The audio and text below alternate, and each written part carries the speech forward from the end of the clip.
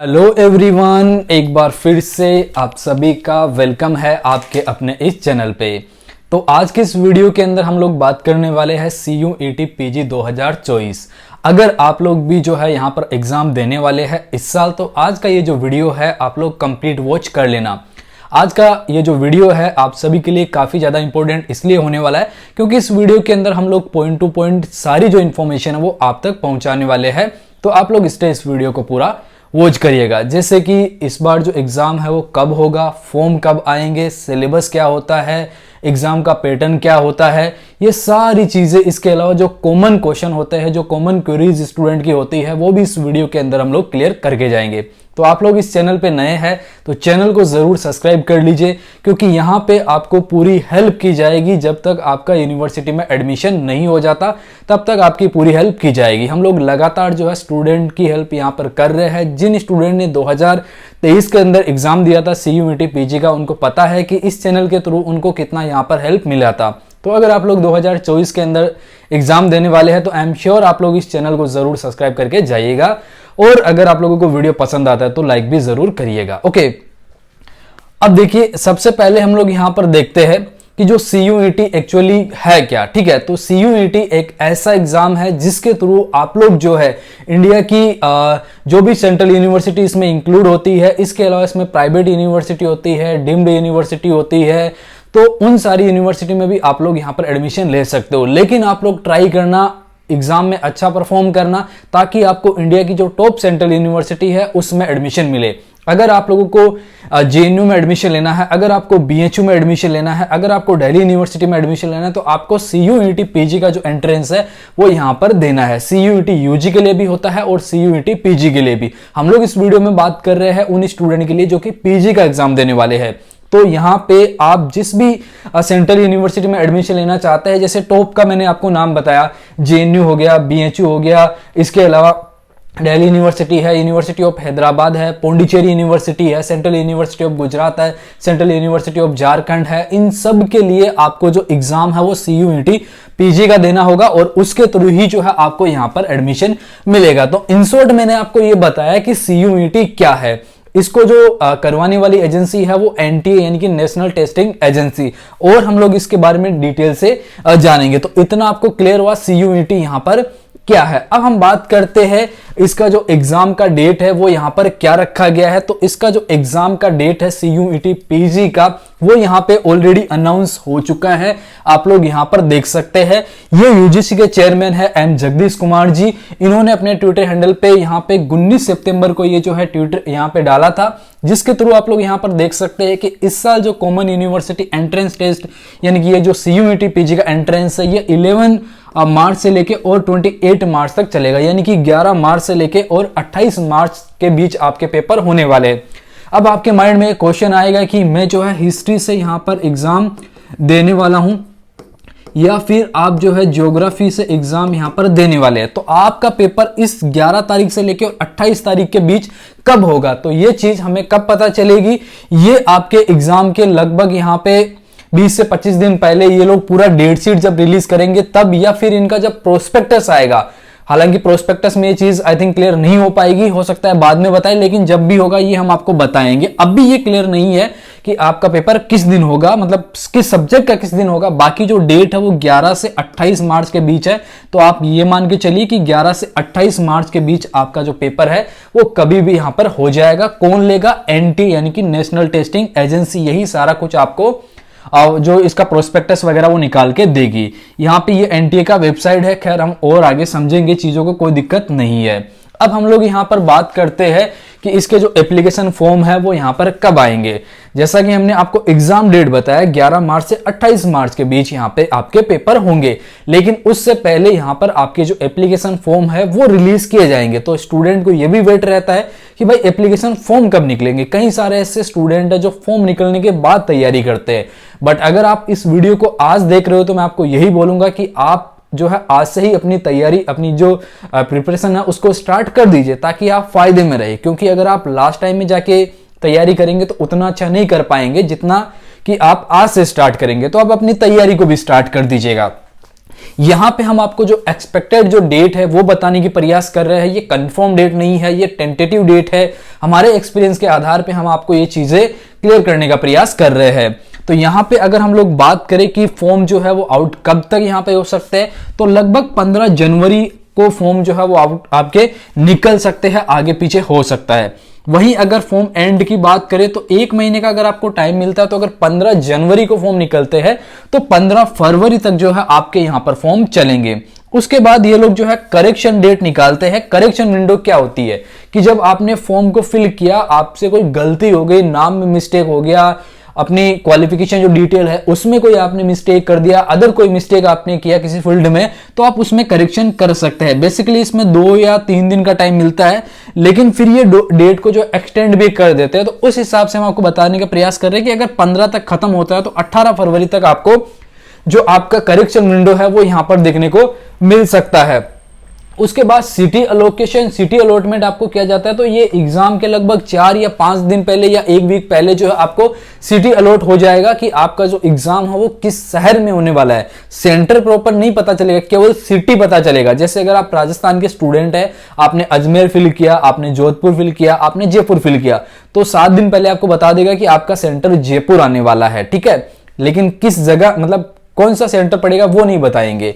तो ये आपका सिटी अलॉटमेंट का। उसके बाद एडमिट कार्ड जो है वो आपका यहां पे जो है, अगर 11 मार्च को एग्जाम है तो 8 से 9 मार्च के बीच जो है आपको यहां पर एडमिट कार्ड जो है वो देखने को मिल जाएगा। लेकिन जिस स्टूडेंट का 28 मार्च को पेपर होगा, उसका यहां पे 25 से 26 के बीच उसको यहां पर एडमिट कार्ड जो है वो देखने को मिलने वाला। ऐसा नहीं कि 28 मार्च वाले स्टूडेंट का जो एडमिट कार्ड है वो 9 मार्च को ही रिलीज कर देंगे, 8 मार्च को नहीं। ये आपका जो एडमिट कार्ड है एग्जाम के 2-3 दिन पहले यहां पे रिलीज किया जाएगा। बाकी आपको जो सेंटर है वो 1 वीक पहले बताया जा सकता है कि जो है इस सिटी में आपका सेंटर पड़ने वाला है, ठीक है। तो ये आपका कुछ टेंटेटिव डेटा था जो कि हमने आपको यहां पर बताने का प्रयास किया। अब हम लोग यहां पे बात करते हैं मिनिमम जो योग्यता है, मिनिमम जो क्वालिफिकेशन है इस एग्जाम को देने के लिए वो क्या है। तो आप CUET PG का एंट्रेंस दे रहे हैं तो जाहिर सी बात है आपका जो ग्रेजुएशन है वो क्लियर होना चाहिए। अगर आपका ग्रेजुएशन कंप्लीट हो गया है तो आप इस एंट्रेंस को दे सकते हैं। बट अगर आप अभी ग्रेजुएशन में है, आप अपेयरिंग में है, अभी आपका चल रहा है, तो भी जो आप इस एग्जाम में अपेयर हो सकते हैं, इस एग्जाम को आप दे सकते हैं। जब आप मार्च में इस एग्जाम को देंगे और आपका जो ग्रेजुएशन का रिजल्ट वगैरह है वो अगर सितंबर तक भी आता है तो भी आपको कोई दिक्कत नहीं है, आपका एडमिशन नहीं रुकेगा, आपको इजीली एडमिशन मिल जाएगा। इसके अलावा अगर आप अभी सेकेंड ईयर में है और आप एग्जाम देना चाहते हैं, तैयारी करना चाहते हैं, तो भी आप ट्राई के लिए एग्जाम को दे सकते हैं। ऐसी कोई पाबंदी यहां पर नहीं है। लेकिन आप क्वालिफाई करने के बाद भी एडमिशन नहीं ले पाएंगे क्योंकि आपका ग्रेजुएशन कंप्लीट नहीं हुआ है। बट आप जो है ट्राई के तौर पे एग्जाम को दे सकते हैं, कोई इश्यू नहीं है, तैयारी आप कर सकते हैं। तो यहां पे मिनिमम योग्यता ये रही। उसके बाद यहां पे एज लिमिट की है, तो एनटीए ने कोई एज लिमिट यहां पर सेट करके नहीं रखी है। बाकी यूनिवर्सिटी जो है अपनी अपनी यहां पर एज लिमिट रख सकती है। उनका जो प्रोस्पेक्टस आएगा उसमें एक्चुअली आपको यहां पर चेक करना पड़ेगा। बाकी एग्जाम को आप दे सकते हो, कोई दिक्कत नहीं है। एंड बाद में जो यूनिवर्सिटी अपना क्राइटेरिया जो मिनिमम क्वालिफिकेशन का है या फिर एज लिमिट का है तो वो वहां पर आपको देखने को मिल जाएगा। ऐसे ही जैसे आपका ग्रेजुएशन में कितना परसेंट होना चाहिए, 45, 50, 60, ये भी जो है यूनिवर्सिटी यहाँ पे कैटेगरी वाइज जो है डिवाइड कर रखी है। तो आप कौन सी यूनिवर्सिटी में एडमिशन लेना चाहते हैं उसके प्रोस्पेक्टस को आपको देखना पड़ेगा। और हम लोग ये चीजें आपको बाद में यहाँ पर क्लियर करेंगे। बट मिनिमम जो क्वालिफिकेशन वगैरह है वो मैंने आपको इन शॉर्ट यहाँ पर बता दिया। ओके, अब हम लोग यहाँ पर बात करते हैं पेपर का जो मीडियम है, पेपर जो है वो किस भाषा में आता है। देखिए एक टाइम था जब आप जेएनयू के लिए एंट्रेंस देते थे, एग्जाम देते थे, तो वहां पे आपका जो पेपर होता था वो केवल इंग्लिश मीडियम में होता था। तो स्टूडेंट को काफी ज्यादा प्रॉब्लम होती थी। जो हिंदी मीडियम वाले स्टूडेंट है बेसिकली वो एडमिशन नहीं ले पाते थे। क्यों? क्योंकि भाई उनका मीडियम हिंदी है और पेपर यहां पर इंग्लिश में हो रहा है, तो उनको काफी प्रॉब्लम होती थी और वो वहां पर एडमिशन नहीं ले पाते थे, चाह कर भी नहीं ले पाते थे, अच्छा तैयारी करके भी, क्योंकि उनका इंग्लिश उतना अच्छा नहीं हो पाता था। बट अभी के टाइम पे एनटीए यानी कि नेशनल टेस्टिंग एजेंसी जो आपका ये पेपर लेती है, ठीक है, तो ये जो है आपका पेपर हिंदी और इंग्लिश दोनों में यहां पर लेती है। पेपर का जो मीडियम होता है वो हिंदी और अंग्रेजी दोनों में होता है, हिंदी और इंग्लिश दोनों मीडियम में जो है आपको यहां पर पेपर देखने को मिलता है। पेपर में 2 पार्ट होते हैं। कितने पार्ट होते हैं? 2 पार्ट पेपर में होंगे। पेपर में 100 क्वेश्चन आएंगे। हालांकि ये चीज मैं आगे और आपको क्लियर करूंगा, बट इन शॉर्ट यहां पर बता देता हूं कि 2 पार्ट में आपका पेपर होगा। पार्ट ए जो है उसमें आपके 25 क्वेश्चन होते हैं जो कि जनरल नॉलेज के क्वेश्चन होते हैं। जनरल नॉलेज से मतलब उसमें आपका 2-4 क्वेश्चन जो है मैथ रीजनिंग के भी आते हैं, 2-4 क्वेश्चन इंग्लिश के भी आते हैं, एक आध क्वेश्चन आपका करंट अफेयर्स का भी यहां पर जो है वो देखने को मिलता है। ऐसे मिला के टोटल जो 25 क्वेश्चन यहां पर पूछे जाते हैं। इंग्लिश के थोड़े इसमें ज्यादा आपको देखने को मिलते हैं। इसके अलावा यहाँ पे जो पार्ट बी है इसमें 75 क्वेश्चन आते हैं। 75 क्वेश्चन से जो है ये आपका जो सब्जेक्ट होता है ना उसके बेस पे ये आपसे पूछे जाते हैं। जैसे अगर आपका यहाँ पे हिस्ट्री सब्जेक्ट है, अगर आपका हिस्ट्री सब्जेक्ट है तो इसमें जो 75 क्वेश्चन होंगे वो केवल और केवल हिस्ट्री के होंगे, यानी कि सब्जेक्ट के क्वेश्चन होंगे और उसके बेस पे आपको एडमिशन मिलेगा। इंडिया की एक टॉप सेंट्रल यूनिवर्सिटी है JNU। ओके, तो ये जो है आपको केवल इसके बेस पे एडमिशन देती है। ये 25 क्वेश्चन अगर आप नहीं भी करते हैं तो भी जो है आपको यहां पर एडमिशन मिल जाता है। अगर आप अपने सब्जेक्ट में अच्छा कमांड रखते हैं, सब्जेक्ट में अच्छा स्कोर करते हैं तो आपको जो है यहां पर इजीली एडमिशन मिल जाता है इस स्कोर के बेस पे। ओके, मैं आपको अलग वीडियो बना के और बताऊंगा इस यूनिवर्सिटी के बारे में, इसमें एडमिशन कैसे क्या होता है, सारी चीजें एक अलग वीडियो में और समझाऊंगा। इन शॉर्ट मैंने आपको बता दिया, ठीक है। तो पेपर हिंदी इंग्लिश दोनों मीडियम में होता है, कोई दिक्कत नहीं है। एक ये जो पार्ट ए होता है ना इसमें आपको चॉइस करने का ऑप्शन मिलता है। जैसे मैंने बताया 2 पार्ट में आपका पेपर होता है, पार्ट ए और एक पार्ट बी। पार्ट ए के अंदर 25 क्वेश्चन होता है एंड पार्ट बी के अंदर 75 क्वेश्चन होते हैं। तो जो पार्ट ए होता है उसमें सिलेक्ट करने का ऑप्शन आता है कि इसका मीडियम आप हिंदी रखना चाहते हैं या इंग्लिश रखना चाहते हैं, तो आप अपनी सुविधा के अनुसार उसका मीडियम यहां पर रख सकते हैं। लेकिन जो पार्ट बी मीन्स इसको डोमेन कह सकते हैं, आपका मेन जो सब्जेक्ट है, तो उसमें आपको सिलेक्ट करने का ऑप्शन नहीं आता है कि आप हिंदी इंग्लिश क्या लेंगे। उसमें ऑटोमेटिक वो बाइलिंगुअल सेट होता है, तो हिंदी और इंग्लिश दोनों में आएगा। और पार्ट ए की बात करें तो उसमें आप सिलेक्ट कर सकते हैं हिंदी इंग्लिश किसी एक में। अगर आपका हिंदी मीडियम है तो आप उसमें हिंदी मीडियम सिलेक्ट कर लेंगे, अगर आपका इंग्लिश मीडियम है तो आप उसमें इंग्लिश मीडियम सिलेक्ट कर लेंगे। बाकी 75 वाला जो पार्ट है वो आपका बाइलिंगुअल वैसे भी आएगा। क्लियर? आई होप कि आपको सारी चीजें क्लियर हो रही है। जैसे जैसे मैं बता रहा हूं सारे पॉइंट आपके क्लियर होते यहां पर चल रहे होंगे। तो आप लोग उम्मीद है वीडियो को जरूर लाइक कर रहे होंगे और चैनल को भी जरूर सब्सक्राइब कर लीजिएगा अगर फर्स्ट टाइम विजिट किया है तो। अब हम लोग बात करते हैं पेपर का जो पैटर्न है उसके बारे में, ठीक है। तो पेपर का जो पैटर्न है वो यहां पर क्या रहता है वो भी हम लोग एक बार इन शॉर्ट समझ लेते हैं। तो पेपर जो है वो यहाँ पे आपको सबसे पहले ये देखना है कि एग्जाम का जो मोड है वो क्या होता है। तो एग्जाम जो है वो आपका CBT मोड में होता है, मींस आपको लिखने की जरूरत नहीं पड़ती है। आपका जो क्वेश्चन है उसके 4 ऑप्शन होते हैं, उसमें से एक राइट ऑप्शन होता है, उसको आपको सिलेक्ट करना होता है। तो जो आपका पेपर होता है वो ऑनलाइन मोड में होता है, CBT मोड, यानी कि यहाँ पे ऑनलाइन पेपर होगा। आप जो है घर बैठे पेपर को नहीं दे सकते, आपको सेंटर पे जाना है। CBT मोड में ऑब्जेक्टिव फॉर्मेट में आप कह सकते हो उसको, आपका पेपर होता है। इसमें रिटन आपको नहीं देखने को मिलता है। पेपर का मीडियम जो लैंग्वेज है अगर हम लोग बात करें तो यहाँ पे जो पेपर है वो आपका हिंदी और इंग्लिश दोनों मीडियम में होगा, मैंने आपको बताया। लेकिन पार्ट ए के अंदर आप लैंग्वेज को सिलेक्ट कर सकते हैं। पेपर का ड्यूरेशन जो होता है, टाइम जो आपको मिलता है 2 घंटे का आपको यहाँ पर टाइम मिलता है। एग्जाम जो है ये आपका साल में एक ही बार होता है और इस बार जो है 11 मार्च से 28 मार्च के बीच ये कंडक्ट कराया जाएगा, ठीक है। टाइप हो गए, क्वेश्चन का जो टाइप होगा वो मल्टीपल चॉइस वाले क्वेश्चन आएंगे, मींस एक क्वेश्चन रहेगा उसके 4 ऑप्शन रहेंगे ABCD ऐसे करके। तो उसमें से जो राइट आंसर होता है वो आपको ऑनलाइन वहां पे टिक करना होता है, ठीक है।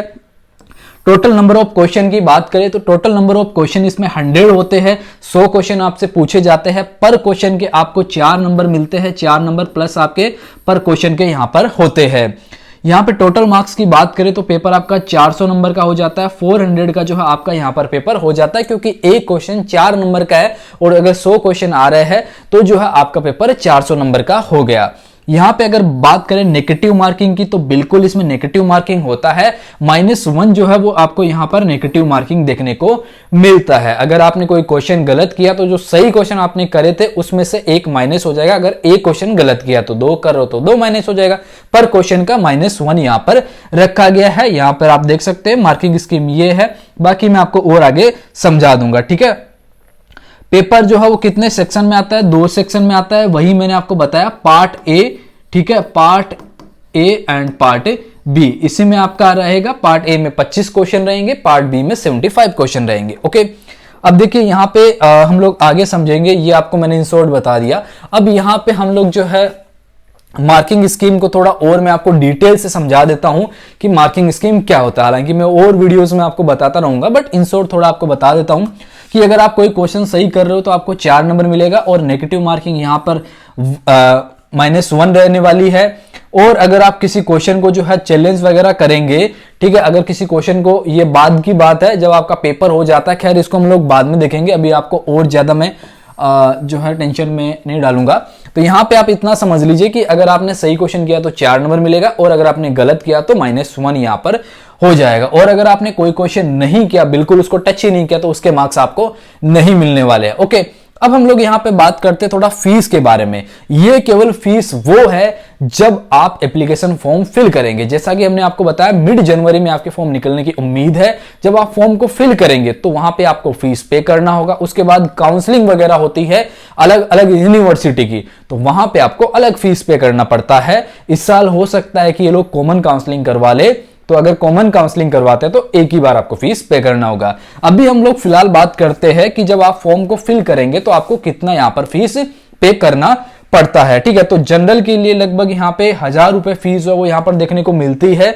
और अगर आप जो है यहां पे एक्स्ट्रा जो है ऐड करते हैं तो फिर आपको एक्स्ट्रा फीस भी देखने को मिलती है। ओबीसी और ईडब्ल्यूएस, जनरल ईडब्ल्यूएस के लिए 800 रुपए फीस है। एससी एसटी के लिए यहां पे जो है 750 रुपए फीस है। पीडब्ल्यूडी के लिए 700 रुपए यहां पर फीस रखी गई है। बट अगर आप एडिशनल यहां पे जो है ऐड करते हैं किसी, मतलब अगर आप जैसे यहाँ पे 2 सब्जेक्ट या 3 सब्जेक्ट के लिए यहाँ पे रहता है, उसके बाद अगर आप और सब्जेक्ट ऐड करते हैं तो फिर आपको फीस जो है वो एक्स्ट्रा में यहाँ पर पे करनी पड़ती है। बट जो मिनिमम जो फीस है वो यहाँ पर आपको ये देखने को मिल रही है। ये मैं आपको जो चीजें क्लियर कर रहा हूं, अभी वाली ये जो फीस का क्राइटेरिया ये लास्ट ईयर का 2023 का है। अगर इस साल अगर कम ज्यादा होता है तो हम आपको वीडियो के थ्रू और इन्फॉर्म करेंगे। बट मैंने आपको जो है मिनिमम यहाँ पे बताने का प्रयास किया, जो इनका रहता है बेसिकली वो मैंने आपको यहाँ पर बताने का प्रयास किया। ठीक है, अब हम लोग यहाँ पे थोड़ा सा जो है स्ट्रक्चर ऑफ क्वेश्चन देख लेते हैं कि किस तरीके से आपके यहाँ पे क्वेश्चन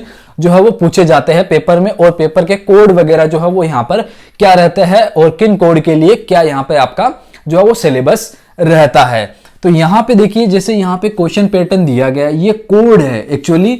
जब आप फॉर्म को फिल करेंगे तो अगर आपने गलत कोड फिल कर दिया तो आप गलत एग्जाम दे देंगे। तो आपको अपने सब्जेक्ट का कोड देखना है और उसके बाद आपको क्या करना है, यहाँ पे फॉर्म को फिल करना है। तो जब फॉर्म आएगा, कोड का पूरा जो सिस्टम है हम आपको समझाएंगे। हम एक प्रॉपर वीडियो बनाते हैं, हर साल बनाते हैं, इस साल भी बनाएंगे उन स्टूडेंट के लिए जो कि इस साल पेपर देने वाले हैं। तो उसको देख के फिर आप फॉर्म को फिल करिएगा ताकि आप कोई गलती ना करें। तो यहां पे आप देखिए इस कोड के लिए ये सिलेबस है जिसमें 100 क्वेश्चन रहते हैं।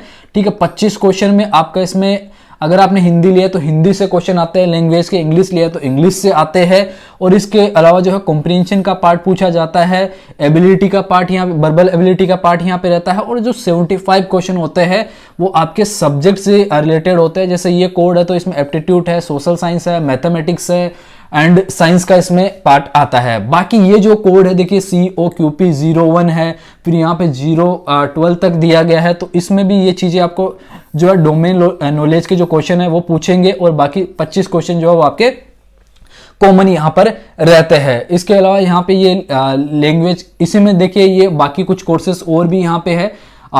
ये COQP वाले हैं, उसके बाद S80 वाले हैं, इसमें साइंस वाले स्टूडेंट आते हैं। HU ह्यूमैनिटीज के जो कोर्स है, एमटेक वाले जो स्टूडेंट है उनका भी ये सेम जो है क्राइटेरिया यहाँ पर दिया गया है। तो मतलब इनमें जो 25 क्वेश्चन का क्राइटेरिया रहेगा वो तो सेम रहेगा, बाकी जो है 75 अपने अपने सब्जेक्ट के सवाल आने वाले हैं।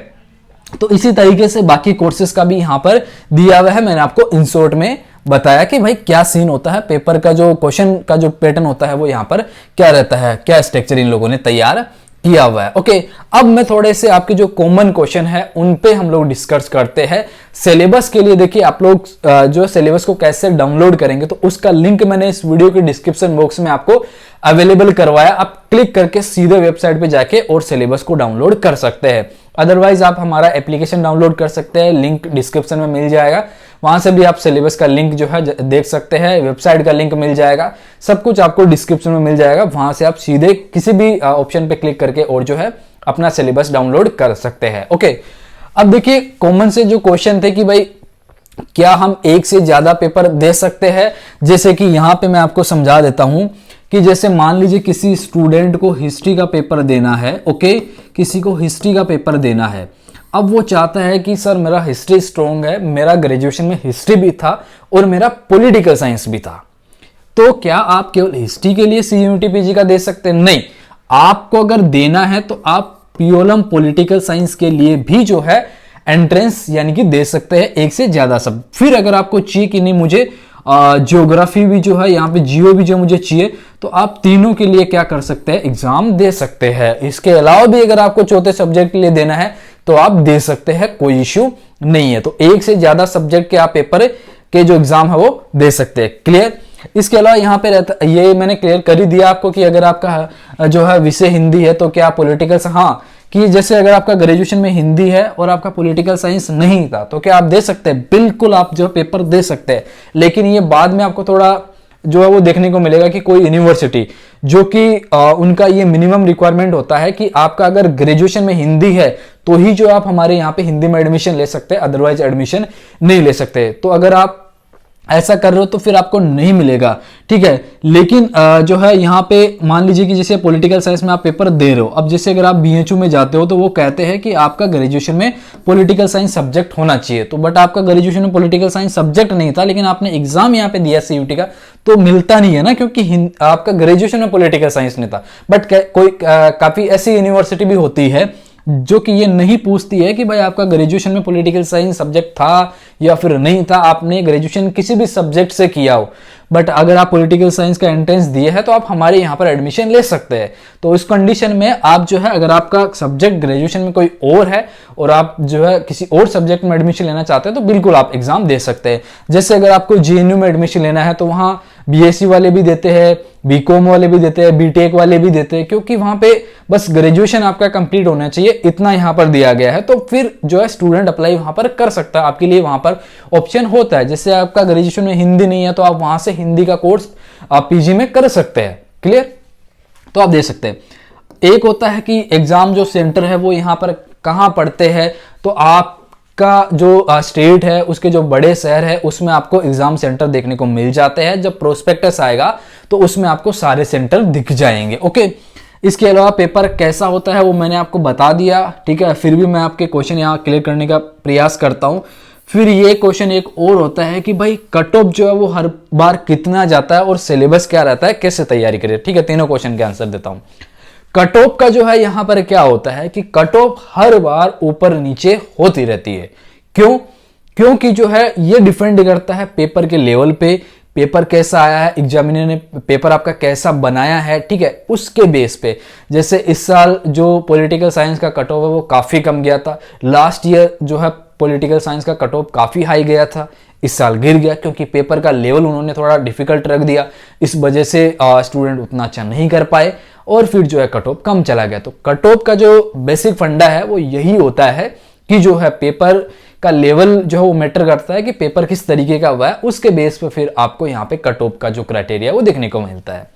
अब बात करते हैं सिलेबस के लिए। तो सिलेबस के लिए मैंने बताया आपको, डिस्क्रिप्शन में आपको डायरेक्टली लिंक मिल जाएगा, उस पर क्लिक करके और जो है आप सिलेबस को डाउनलोड कर सकते हैं। अब बात करते हैं तैयारी कैसे करें। तो देखो, पार्ट ए जो है वो सभी स्टूडेंट के लिए कॉमन है। तो पार्ट ए के लिए हम लोग मिनिमम फीस के अंदर एंड में तैयारी करवाते हैं। जब आपके एग्जाम के 2 महीने बचते हैं तब हम लोग जो है पार्ट ए के लिए कोर्स लॉन्च करते हैं। आप उसको बहुत ही जो है मिनिमम फीस में, जो है कम फीस में उसको ज्वाइन कर सकते हैं।